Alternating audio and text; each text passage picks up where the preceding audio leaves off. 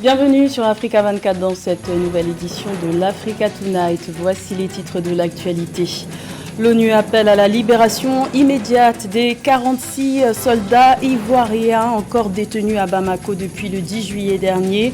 Le secrétaire général des Nations Unies, Antonio Guterres, a réaffirmé sa vive préoccupation quant à leur détention susceptible de ternir les relations de bon voisinage entre le Mali et la Côte d'Ivoire. Le Cameroun mise sur l'interdiction des exportations de bois de brume en zone CEMAC pour doubler la contribution de la filière bois au produit intérieur brut du pays. Une réforme plusieurs fois reportée dont l'entrée en vigueur est prévue pour le 1er janvier 2023. Et monsieur Dadasto Ipoma Kanga sera l'invité de cette édition. Il est le président de la Fondation et Association Ipoma qui promeut l'innovation biomédicale ainsi que la recherche sur les maladies infectieuses et tropicales. Mais tout d'abord, au Tchad, le dialogue national inclusif et souverain lancé le 20 août dernier durera plus longtemps que les 21 jours initialement prévus. Le présidium du dit dialogue a annoncé que les conclusions de ces discussions sont attendues pour le 30 septembre. Ce retard dans le calendrier est dû aux multiples suspensions des travaux. Rappelons que ce dialogue, qui se veut inclusif, est boycotté par certains groupes politico-militaires, la coalition des partis politiques et de la société civile, Wakitama, ainsi que le parti Les Transformateurs. L'Église catholique avait également décidé de se retirer de ces discussions. Rappelons que le dialogue national inclusif et souverain est censé permettre de réformer les institutions et mettre en place une nouvelle constitution au Tchad. Le secrétaire général des Nations Unies, Antonio Guterres, a appelé ce lundi 26 septembre à la libération immédiate des 46 soldats ivoiriens détenus à Bamako depuis le 10 juillet dernier. Une situation préoccupante selon lui. Il faut rappeler que le 3 septembre dernier, 3 soldats ivoiriennes avaient été libérés. Cet accord avait suscité l'espoir d'une libération prochaine des 46 autres soldats ivoiriens encore détenus et qualifiés de mercenaires par la junte malienne. Les explications de Samantha Saberou Saboubanga. Le secrétaire général des Nations Unies, Antonio Guterres, a appelé à la libération des 46 soldats ivoiriens détenus depuis le 10 juillet 2022 au Mali. L'information émane d'une note publiée le 26 septembre sur le site officiel des Nations Unies. L'ONU exprime sa vive préoccupation face au maintien en détention des militaires ivoiriens à Bamako. La situation des 46 soldats militaires détenus à Bamako aujourd'hui devient une situation délétère et intenable pour les deux pays. Alors lorsque les deux pays qui sont liés par l'histoire et la géographie arrivent à cette situation, il faut savoir raison garder. Et avec l'appel de l'ONU, je pense que les autorités maliennes doivent saisir la balle au bond et trouver la meilleure formule pour libérer les 46 soldats ivoiriens. Cet appel des Nations Unies intervient 72 heures après le discours du Premier ministre par intérim du Mali, le colonel Abdoulaye Maïga, à la 77e Assemblée générale des Nations Unies, rappelant à son secrétaire général Antonio Guterres que la qualification judiciaire des infractions liées à cette affaire ne relève pas de ses attributions. Aujourd'hui, il faut évoluer. Et évoluer, c'est souvent reconnaître que nous pouvons, avec les erreurs des autres, se comprendre entre pays frères, s'accepter et se donner la main. Parce que aujourd'hui, à l'allure où vont les choses, il n'est pas exclu que l'ONU, qui va soutenir la CEDEAO dans ses actions, puisse employer la manière forte pour libérer les soldats ivoiriens. Et cela sera vraiment dommage pour la sous-région. Alors je pense qu'aujourd'hui, la sagesse doit commander les actions des deux pays frères, parce qu'au-delà de tout ce qui les divise, ce qui les unit est plus fort que ce qui les divise. Pour Antonio Guterres, les soldats ivoiriens n'étaient pas des mercenaires, mais plutôt un renfort aux opérations de maintien de la paix et à la mission multidimensionnelle intégrée des Nations Unies pour la stabilisation du Mali, MINUSMA, pour faciliter cette libération ainsi que le rétablissement de la confiance et la promotion du bon voisinage entre les deux pays. Une délégation de la CEDEAO conduite par les présidents Macky Sall, Faure Gnassingbé et Nana Akufo-Addo est attendue à Bamako cette semaine. Le Cameroun, qui possède le deuxième plus grand massif forestier d'Afrique après celui de la République démocratique du Congo, attend avec impatience l'interdiction des exportations de bois de grume en zone CEMAC, une décision prise par les pays membres qui sera effective à compter du 1er janvier 2023, mais qui l'est déjà depuis 10 ans au Gabon. Alors, quelle retombée le Cameroun peut-il espérer grâce à cette réforme? Élément de réponse avec Robert Bogbé. Une augmentation de 114% des quantités de bois prélevées dans les concessions forestières camerounaises à l'horizon 2030. C'est l'effet que devrait induire l'interdiction des exportations de bois de grume dans l'espace communautaire CEMAC dont fait partie le Cameroun. Pour le ministre de la Forêt et de la Faune de ce pays d'environ 22,5 millions d'hectares de forêt, ces prélèvements sont projetés à 15 millions de mètres cubes par an contre 7 millions actuellement. Cette augmentation, qui correspond à plus de 100%, devrait également conduire au doublement de la contribution de la filière bois au PIB. Cette décision qui touche le secteur forestier, troisième contributeur à l'économie nationale en termes de PIB, va certes améliorer le tissu industriel camerounais et l'offre en emploi, mais va également engendrer les premières années un certain nombre d'impacts négatifs sur certaines taxes forestières relatives aux grumes. Globalement, les pertes annuelles pourront se chiffrer au départ à 13 milliards de francs CFA pour les sorties de grumes. Mais progressivement, la taxe d'abattage et toutes les autres taxes liées à la transformation du bois vont augmenter. Par effet d'entraînement, le nombre d'emplois de la filière bois, qui est actuellement de 40 000, devrait passer à au moins 100 000, en raison notamment du dynamisme de la transformation locale, selon les prévisions relevées par le ministre Jules Dorendongo. Le Cameroun ambitionne de passer de 75% actuellement à 100% de grumes traitées dans la première transformation et d'augmenter de 50% le niveau d'activité dans les deuxième et troisième transformations. Au Gabon voisin, la mesure, plus avancée, porte déjà ses fruits. Le Gabon a déjà démontré des très bons exemples. Si on prend par exemple au niveau, quand le Gabon a arrêté l'exportation du bois, le bois qui n'est pas transformé.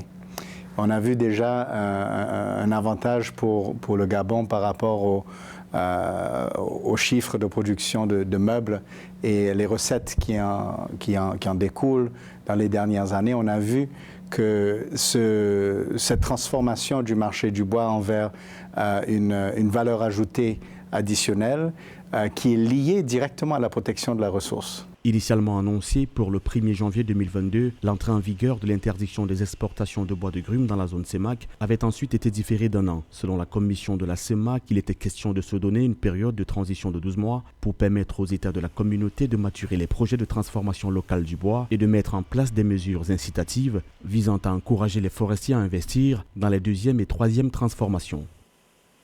La traçabilité du cacao sera l'un des enjeux majeurs pour la campagne de commercialisation 2022-2023 qui s'ouvrira le 1er octobre prochain en Côte d'Ivoire. Et pour cause, l'Union européenne a établi de nouvelles règles visant à limiter la consommation de produits qui contribuent à la déforestation ou à la dégradation des forêts. La Côte d'Ivoire, qui exporte 70% de sa production vers l'Union européenne, devra donc s'adapter. Le point avec Cheikh Omar Kamara. Le cacao issu des aires protégées de la Côte d'Ivoire risque d'être interdit dans l'espace de l'Union européenne (UE) lors des prochaines campagnes de commercialisation qui s'ouvrent dès octobre. L'UE a entériné de nouvelles dispositions pour réduire la déforestation et la dégradation des forêts à l'échelle mondiale. Les pays de l'Union, de ce fait, devront veiller à ce que les produits qu'ils consomment ne conduisent pas à épuiser les réserves forestières de la planète. Et donc déjà, il faut dire qu'au niveau de la Côte d'Ivoire, le Conseil Café Cacao a indiqué avoir identifié 993 000 producteurs avec plus de 2,3 millions de parcelles de café de cacao qui ont été géolocalisées. Donc déjà, la géolocalisation de ces parcelles-là, on va dire, viendra renforcer un peu la qualité de la traçabilité de la production au niveau du café cacao. Ce qui permettra à la production ivoirienne, on va dire, d'être conforme aux nouvelles orientations ou aux nouvelles règles de l'Union européenne. La Côte d'Ivoire, premier producteur mondial de cacao avec 2 millions de tonnes de fèves, devra s'adapter à cette norme de l'Union européenne qui contraint le pays et les chocolatiers à la traçabilité. Le pays exporte 70% de sa production vers l'UE. La Côte d'Ivoire a une production de cacao provenant des forêts classées, des parcs et réserves estimées à 30% de la production nationale, soit plus de 500 000 tonnes de fèves. Les principaux challenges ou les principaux enjeux de cette nouvelle campagne de commercialisation se focaliseront principalement sur le coût adressé aux producteurs. Donc déjà, on annonce un prix qui va être relativement supérieur au coût fixé par la campagne passée. Et c'est ce qui, pour moi, c'est là-bas que va résider le grand challenge. Le cacao ivoirien représente 40% de l'offre mondiale. La filière constitue la première culture de rente de la Côte d'Ivoire et représente 40% des recettes d'exportation nationale. Elle contribue également pour 20% du PIB et mobilise près de 2 millions de producteurs. Nouvelle rassurante pour les populations de l'Est de la République démocratique du Congo. Les autorités sanitaires ont déclaré ce mardi 27 septembre la fin de la maladie à virus Ebola. Après 42 jours de surveillance renforcée, 100 nouveaux cas confirmés et conformément au protocole de l'Organisation mondiale de la santé. Pour rappel, la 15e épidémie d'Ebola dans la province du Nord Kivu était apparue le 16 août dernier avec le décès d'une femme de 46 ans à Beni. Cette nouvelle résurgence aura duré 1 mois et 12 jours. Et justement, pour en parler, nous recevons sur ce plateau le fondateur de la Fondation et Association Ipoma, Monsieur Dadastone Ipoma Kanga. Bienvenue, vous êtes ambassadeur de paix et ingénieur en génie biologique et médical. Bienvenue. Merci. La 15e épidémie d'Ebola en République démocratique du Congo est donc officiellement éradiquée depuis ce mardi 27 septembre. Quel est votre premier sentiment en tant qu'acteur social ? Oui, merci beaucoup madame de m'avoir accordé la parole. Étant acteur social et puis scientifique, je suis très content parce que c'est la population qui vit de jour en jour cette pathologie. Parce que vous savez, l'Ebola est une pathologie très dangereuse. Moi, je l'ai vécu à Kikwit, lorsqu'il y avait Ebola Kikwit. Donc, Ebola ne laisse pas la population calme, ça détruit des familles, ça détruit l'économie. Et en attendant que, quand on nous dise aujourd'hui que l'Ebola est arrêté, on a un ouf de soulagement. Ouais. L'insécurité, la fragilité du système de santé et les contraintes logistiques limitent l'accès aux soins pour les populations en République démocratique du Congo. C'est là où vous intervenez. En quelques mots, en quoi consistent les actions de la Fondation et Association Ipoma ? Oui, donc pour répondre à votre question, la sécurité est la chose la plus importante dans l'épidémie, dans la gestion d'une épidémie. Vous savez, nous qui sommes de la République démocratique du Congo, nous vivons une guerre injuste dans la partie Est. Donc voilà, comme vous avez dit. Donc ça limite l'accès aux acteurs de la santé publique et puis ça limite beaucoup de choses. Même il y a des tueries des experts ou des volontaires et des bénévoles qui travaillent. Concrètement, sur le terrain. nous, maintenant, sur le terrain, ce que nous faisons, d'abord, nous favorisons le renforcement des capacités en formation de ces acteurs et puis nous donnons les dons. Donc, nous octroyons les dons aux structures sanitaires sur place, les laboratoires, les centres de santé et puis nous favorisons aussi la logistique humanitaire parce qu'on peut avoir les dons, mais si on n'a pas une bonne logistique qui suit, donc il n'y aura rien. Donc, qu'est-ce que nous faisons ? Nous formons plutôt des acteurs sur place pour qu'il y ait accès, pour qu'il y ait les simples échelles qui suivent les dons. Donc voilà ce que nous faisons. Votre association organise un gala de charité le 15 octobre prochain à Paris, oui. Avec en vedette invitée Nathalie Makoma, chanteuse qui a laissé son empreinte dans la musique gospel congolaise dans les années 1990, début 2000. Qu'attendez-vous concrètement de cet événement ? En fait, pour cet événement, nous attendons qu'on puisse d'abord fédérer les forces. Quand je dis fédérer les forces, d'abord parce que c'est le gala de l'association Fondation Ipoma, mais nous avons voulu fêter avec les associations sœurs qui travaillent avec nous dans ces domaines pour qu'on sente, parce que cette année nous avions dit il y a un thème qu'on a choisi, la diaspora sur l'époque de l'émancipation et la promotion de l'intelligentsia de l'Afrique. Donc, nous allons travailler avec les responsables d'associations. Nous allons discuter avec eux de leurs efforts, de leurs contributions pour promouvoir nos travaux dans le domaine humanitaire, dans le domaine de santé, dans ce que nous faisons en Afrique. Alors, nous ne travaillons pas seulement en Afrique, nous travaillons aussi dans d'autres pays en voie de développement. Donc, voilà. Vous êtes ingénieur en génie biologique et médical. J'aimerais vous poser une question sur la fuite des cerveaux qui demeure l'une des principales problématiques qui entravent la capacité de l'Afrique à se renouveler et à innover. C'est notamment le cas en République démocratique du Congo avec la fuite des cerveaux qui concerne près de 36% du pays, selon les chiffres de 2017. Comment inciter, selon vous, la matière grise à revenir au pays? Non, mais pour inciter la matière grise à revenir au pays, il faudrait que le gouvernement puisse soutenir les chercheurs. Parce qu'en fait, on laisse les chercheurs comme ça. Par exemple, je vous donnerai l'exemple au ministère de la Recherche. Il n'y a pas un budget pour les chercheurs, pour la société savante.